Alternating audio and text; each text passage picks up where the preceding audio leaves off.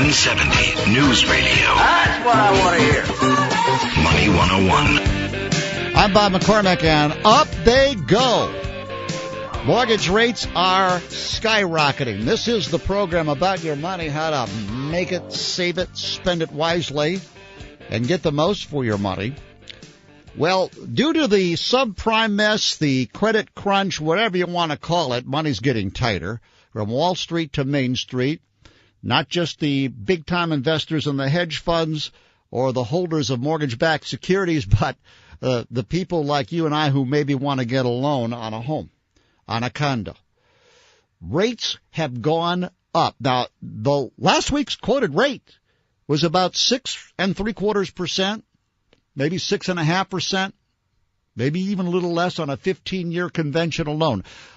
Keep in mind, a jumbo loan is over 417. If you want to buy a medium-priced home in Orange County, most of L.A., the Valley, and Ventura County, you're going to put 20% down and still have a jumbo loan. So you're going to pay the jumbo loan rates, and they're 7.5% and as high as 8%. Wells Fargo has gone to 8% from 6.8, even if you got good credit. Even if you've got good credit. And by the way, there's a cost for that loan. Another adjustment for jumbo is that 95% financing is not even available as of this morning. So you've got to put at least 10% down to get the loan. Those 100% loans are gone bye-bye. We'll have more on this in credit scores. What kind of credit score gets you what kind of loan? This used to be good news, but today, 720 and above, you're paying almost 8% for a fixed-rate loan. We'll show you what that does to payments. Bill Mazur is a mortgage broker with 20 years' experience. He's worked for B of A, WAMU, and he has a real estate license. Dani Babb is a real estate specialist, and together they wrote Finding Foreclosure, the Insider's Guide to Cashing In on This Hidden Market. Thank you for being with us here on Money 101. Thanks for having us. Okay. How about you, Bill? You happy to be here? Great to be here. All Thank right. you. I'm glad to have you. Let's talk about the foreclosure issue, because there have been so many reports about it and a big concern about foreclosure. First off, it's a long process. It starts with a notice of default when you get late on a payment. That gets published, becomes public knowledge. Sometimes you might see the people that, like you guys, are looking for foreclosed properties. Your eyes get wide, right? Absolutely. So this might be a property. But in the past, because of the appreciation in the home values, not many would actually get sold at foreclosure. The homeowner would be able to find some way to keep the home. I understand maybe only, 5-10% of homes would actually go to foreclosure. What do you think it is now? I've heard it's a lot higher. It's going to be over 50% at least. It's going to be a lot worse because this time, just like you're looking at the credit crunch, you're lacking equity. You have tightened lending standards. Those rates were published at the lowest possible time, and they have nowhere to go but up. Danielle? Yeah, that's going to be a big problem in the future, and really think that it's going to increase the number of foreclosures that are out there. It's going to increase the number that go to auction ultimately, and it's going to cause the banks to get less money for the home once it does go to auction. And the only winners here are going to be people who find these foreclosures early enough, who pay a really good price and can hang on to them for a few years until right out the market. Okay, my understanding is that the way it's gone so far is that most of the homes that have come up on this foreclosed market and gone to trustee sale, most of them anyway, are entry-level homes that were bought by people who couldn't necessarily afford to get into the market, the subprime borrowers, and that these are the homes that we'll see more coming on the market here in the next year as these loans reset and these teaser rates go up from 3% to 10% to 15%. And so we're talking about lower-priced homes, right? You're talking about homes all across the spectrum. I've seen homes in the entry-level stages. I've also seen homes over $1 million go into foreclosure. Well, I have too. In fact, I have a neighbor with $1 million home. We did a story on him. But I'm just asking you for most of these properties that are coming on up. You're saying that 10% might be entry-level, 10% might be. But it's if the subprime borrowers are defaulting at these rates that they are, they're not buying $1 million homes with subprime loans in most cases. That's correct. Right? They're buying up to about $600,000 homes. Okay. So those are the kind of homes that you're saying are going to come on the market. But those are the homes that are available. So why wouldn't people buy them? I mean, these are the lowest priced homes. Why would they get sold? I mean, we've heard that banks don't want to hold on to these properties. The equity is not there to finance them, and that's the biggest problem that we're seeing. What's happening is in the past when these homes went into foreclosure, people were able to get financing on them. Now, if the outstanding balance is $550,000, but the home's only worth $450,000, you've still got negative equity there. So that's definitely playing a role in the market. Okay, so if a $550 home you're saying is worth $450 now, it's in foreclosure, what kind of money is it going to eventually be sold for? Any way to know that? A rule of thumb on that? Rule of thumb is you're looking at about 20% below market value, at least. And wouldn't that have the effect, really, of depressing the properties around it?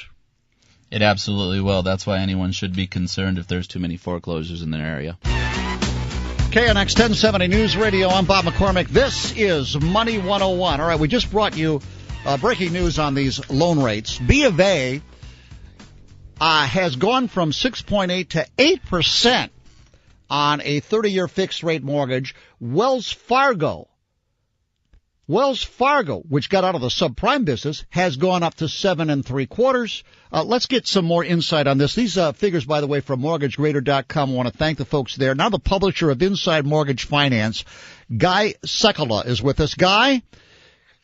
Hello, Guy. How you doing? I'm doing well, thank you. Guy, can you tell me the situation? How can rates go up a full point in a couple of over the weekend? Well, the problem is there's a major panic going on in terms of the mortgage market, particularly the capital markets that fund a lot of those mortgages, and people aren't exactly sure, I mean lenders aren't sure how to price mortgages. They just know they need to be priced higher, and so I think what you're seeing is somewhat of an overreaction to those developments.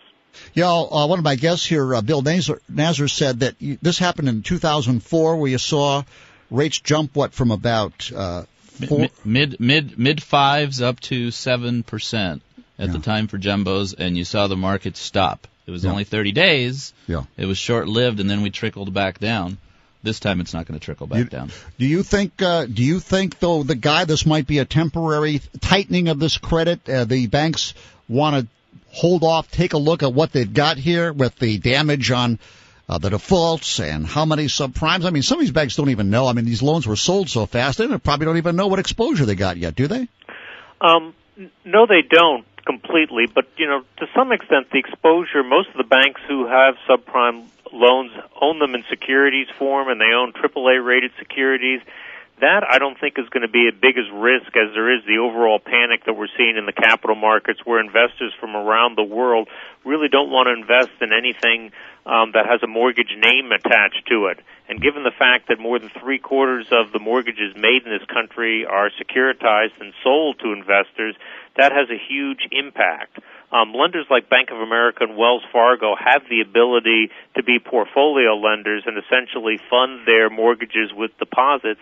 They just haven't done it in a long time, and they're not really sure what the pricing should be. All right, I'm looking at this Wells Fargo jumbo rate sheet, and it does show 8% for a fixed. Jumbo's above 417, and I take it that's with a good credit score. I mean, you don't get jumbo loans with a 620 credit score. No, I'm assuming you're correct, that does reflect a good credit score. That's a, surprising rate, because just a week ago we do our own surveys, and as of the middle of last week, people like Wells were reporting a 7% fixed rate on a jumbo. Okay, will this bring the business? It's already been slow. Will this be more of a fallout, Bill? It's going to bring it to a screeching halt. 8% is not something that we should cough at. Now, granted, that's probably at 80% loan-to-value maximum. Yeah. So if you're lucky enough to have a second on that, you're looking at 11, 12%. Good point. And by the way, Guy, along with that, another adjustment is 95 financing, 95% not even available for some of these loans this morning. It's got to be 10% down at least. You got to definitely have good credit for that. Yeah, we're going back to the old days. 10% now, it could be as much as 20%. When they're a lot of nationwide concern about a value of a home and how much equity a borrower has in it. 5% just doesn't cover a lot of error. So it's nothing to see 10%. We could see going back to the days where lenders want 20% equity position by borrowers. Guy Sekulow, publisher of Inside Mortgage Finance, any quick advice for the borrower, the consumer, in this kind of environment here? I think you really need to shop for a mortgage these days. And if you certainly can postpone it, this isn't a good week to do it. You know, we're going to probably see some change and going back more to normal times. It's just a question of, is that going to happen in a week or two? Is it going to happen in a month? But there's really no justification for an 8% prime mortgage, given the interest rate scenario we're in now. Yeah, 5.25% is the federal funds rate, and the Fed, of course, meets tomorrow. Guy Sekulow of Inside Mortgage Finance, thank you for being with us. Bill Nazer and Daniel Babb are the authors of Finding Foreclosure, the Insider's Guide to Cashing In on This Hidden Market. Can an amateur play this game, Danielle? What are we talking about here? Yeah, an amateur can play this game. Technology has really leveled the playing field. We have companies like RealtyTrack out there that are giving the average Joe consumer a lot of data. They're giving the average consumer the comp value of the home, the comparative analysis value. They're giving the average consumer the amount that the homeowner is in default. They're giving the average consumer the contact information for the banks, so you can contact the bank directly. We have technology that's leveled the playing field. This is not just a game for professionals anymore. Quite honestly, there's too much inventory for just professionals to be in this market. Individuals who are interested in investment properties, maybe moving up, upgrading their primary residence or buying their first primary residence. This is, in my opinion, regardless of the interest rates, prime time to get a really cheap, great home. KNX 1070 News Radio. This is Money 101. The program is about your money. Is this a good time to buy properties at distressed prices? Daniel Babb and Bill Nazer wrote Finding Foreclosures. And Daniel, you buy more foreclosed investment properties during this kind of environment? Or is this when you're paying more for your money too, right? We're paying more for the money. However, we've got people who need to rent homes, and we can offset the cost of the mortgage with rent. When the price of the loan goes up, obviously we need to charge more for rent to offset that amount. If you're willing to go upside down a little bit in cash flow each month, you can hang on to the homes for the long term. Of course, real estate over the long term has never decreased in price if you look over a long enough period. If you look over any 10-year period, we haven't seen a reduction in price. So overall, it's a good investment. You have more selection. You can negotiate a much better price. And we're competing with renters a bit now, which is something that hadn't happened 18 months ago. Well, and in fact, don't you need like 40, 50% down on income property in Southern California right now to positive cash flow, Bill? To positive cash flow, yes. However, that's not necessary to buy it if you have the ability. You know, I've heard a lot of people out there throw numbers. 20-25%, that's your number to be able to purchase the property. You may not like the rates, and you may not like that your negative cash flow a few $100s a month or even $1,000, but you can buy with less than 40-50% down. When you go to one of these auctions, we're going to get into more of it, of course, but real quickly, you got to have a lot of cash in hand, don't you? Typically, you go in prepared. You have cashier's checks for different amounts, depending on cashier's checks already certified for different amounts. You're already pre-registered. Certain counties will allow you to put 10% down up front, but you need to have the money within 5 days. Okay, how do you protect from overpaying for a property when you got other people bidding? I'm Bob McCormick. You'll have an answer next on KNX 1070 News Radio. This is Money 101 on KNX 1070 News Radio. We're talking about the incredible spike in mortgage rates that happened literally overnight with Wells Fargo changing their jumbo rate from 6.8 to 8%. That's a loan over $417,000. And in most places in Orange County, most of L.A., it's Ventura County, you put down 20%, you're still going to be stuck with a $417,000 plus loan because that's the median price. Over $500,000, $600,000 in many cases. And that's just for starters. Are people making money in the depressed market? Well, we just heard one of my guests say that they definitely expect the mortgage market to dry up. It already has been hurt because of the credit crunch and the crackdown on subprime lending, but now people in all credit areas, people with good credit are paying more, as evidenced by these jumbo rates. Finding Foreclosures is been written by Dani Babb and Bill Mazur. And tell me about the auction process, because the homes that go into foreclosure, the owner's got, in some cases, goes to the auction and tries to get the house back. They've got to make up a lot, though. They've got penalties and interest and a lot of fees, so it's almost insurmountable in today's environment if the price of the home is actually going down in value. That's right. Well, the auction process is really an end result. That's really where you end up. The best recommendation that we tell our clients is pick up the phone, speak to your bank, and see if you can make any kind of loan modification or deferment of payments for a 3 to 12 month period that you can then turn around and pay back eventually, so that you could hopefully ride out this storm or at least get your finances in order. You work at some of the biggest banks, and I've had some people tell me it's really difficult, that they weren't ready, they were blindsided by this, and they don't have the mechanism to really deal with all of these distressed owners trying to hold on to their properties. You think that plus you got to find where the loan is. Who's got the paper on the loan? The servicing group for these institutions are the people that you call. They have a loss mitigation group. You may stay on hold for an hour and a half, just trying to get through to them. But the reality is they will work with you once you get through to them. It may take you 10 days just to get the paperwork necessary, but they will work with you. And when you say work with you, I mean, should you have an agent involved in this process, your real estate agent, or can you do it yourself, Danielle? Both Bill and I are California certified real estate agents, and my personal opinion is absolutely not. The real estate agents are taking 6%, some cases less. I mean, obviously, if they're getting 3 of the 6% as a buyer-seller split. But it's just not worth it. There's absolutely no reason. I've sold almost all of my homes by owner. The only ones I haven't sold are the ones out of state where I can't be there to do an open house, for example. My opinion is save your 6%, take it off the home price, become the low-cost leader in your neighborhood, get your home off the market, sell it, and get out if that's what you need to do. KNX 1070 News Radio. I'm Bob McCormick. This is Money 101. Talking about the skyrocketing price of mortgage money that has come up in the last few days. And the authors of The Insider's Guide to Cashing In on a Hidden Market, Finding Foreclosures, Dani Babb and Bill Mazur are with us. Danielle, how do you avoid, when you're buying or bidding on a foreclosed property, how do you avoid overpaying? I mean, the general rule of thumb, hey, you're going to get a 20%, 40% discount on this, but how do you know that? Well, first, most studies are showing that you'll actually save the most amount of money if you buy it in the pre-foreclosure stage and don't wait until the auction stage. And second, I find a conservative appraiser, and then I take 10% off the conservative price in this market.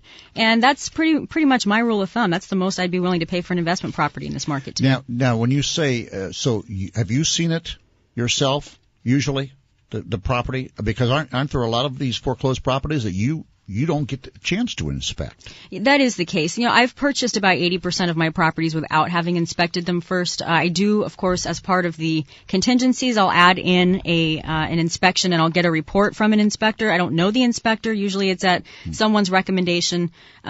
There was a time 18 months ago where that was a little more safe to do. I would not recommend doing that today. I would get the property inspected by a professional. Make sure you're not having foundation problems and roof problems that are going to cost you another 10, 20 grand after you close escrow.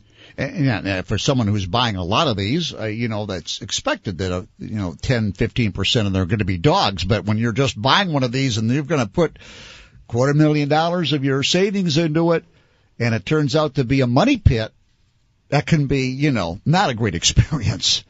It's called a trash out.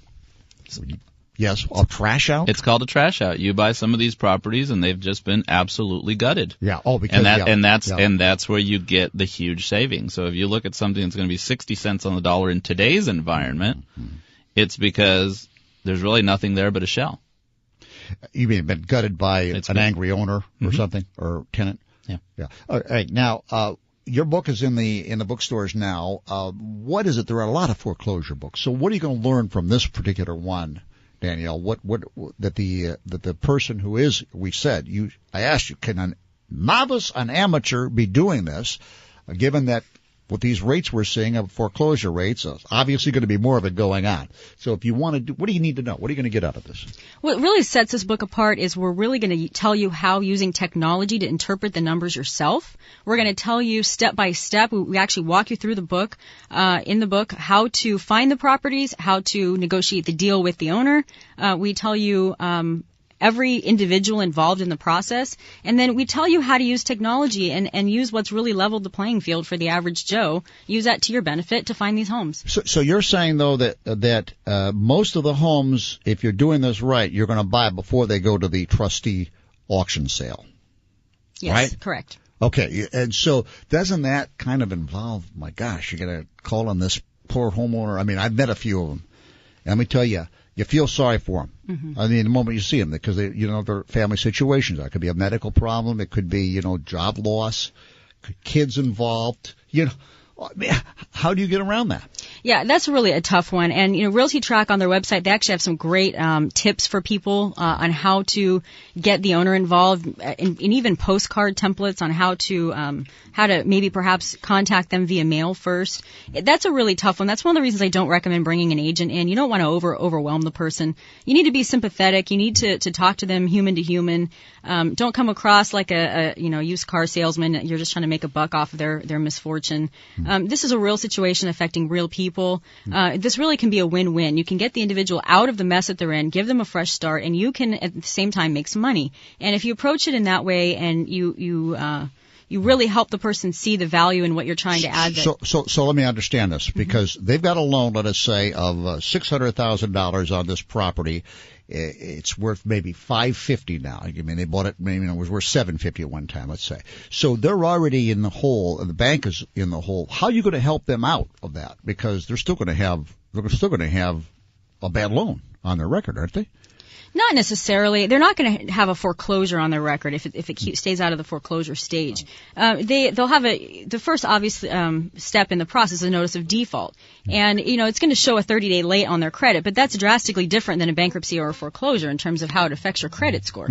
As the housing market weakens, interest rates are going up. More borrowers falling behind. About 14% of the subprime borrowers were delinquent in the first part of this year.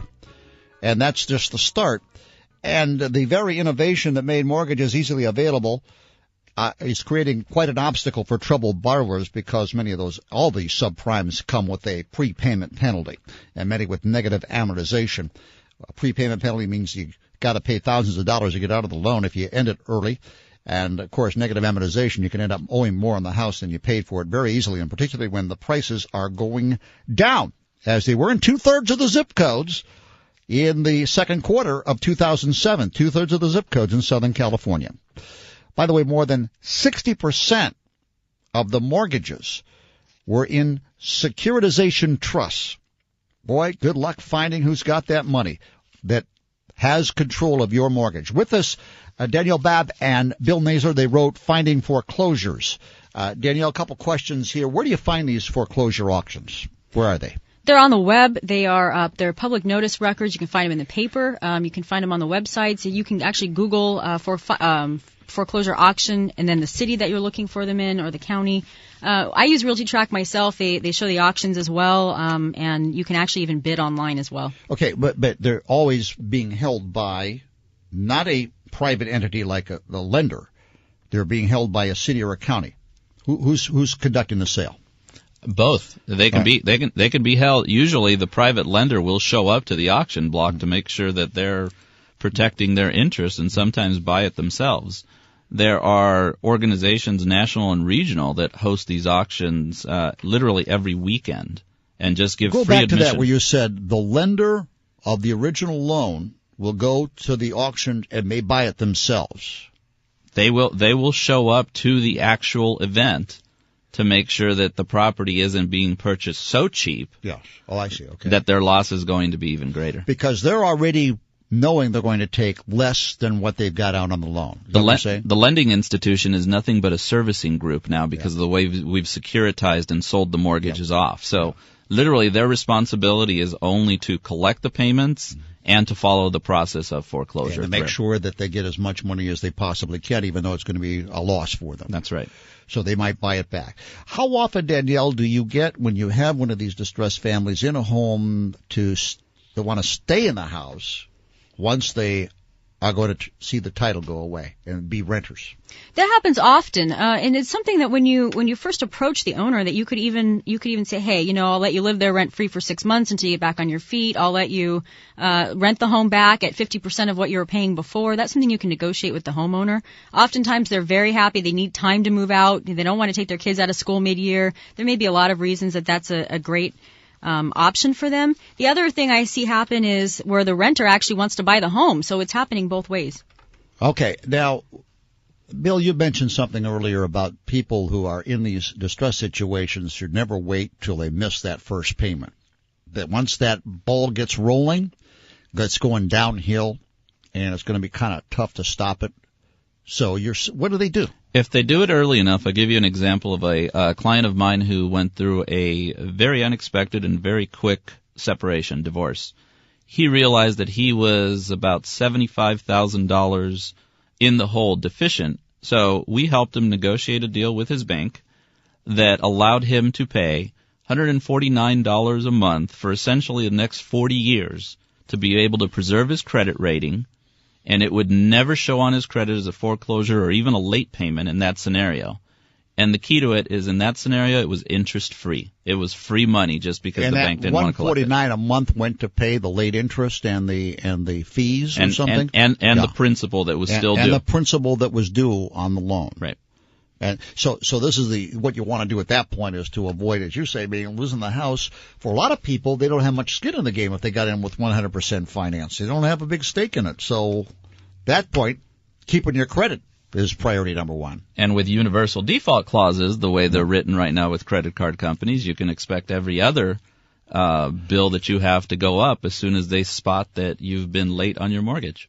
Danielle, when you're bidding on these, whether it's online or in person, how many people, what's the competition like? Yeah, it can be anywhere from 3 people to 1,000 people. I've seen auctions with nearly next to nobody bidding, and I've seen auctions where they're going up so quickly you can't even stay on top of it. So it depends on the location, depends on the price of the home, and it depends on how stable property values are in that particular area. So you give a certain price that you're going to bid, and that's it. You're not going to get into a bidding war with somebody. Sometimes that happens. Most of the time, you're just going to set your maximum price, right? Set a maximum price. And by the way, the lender sets a minimum price, don't they, when they go into these? That's correct. They sure do. A bidding war is the last thing you want to get into, and sometimes it's inevitable because it's just the excitement. You think to yourself that we're really going to buy this property, and we'll go ahead and bid. And they could have gotten it cheaper on the open market. Could have gotten it cheaper on the open market. What a shock that's going to be to people, right?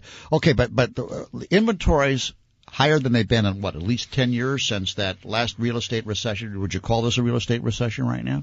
We're heading right into it. Mid-'90s is the last time that we saw this type of inventory.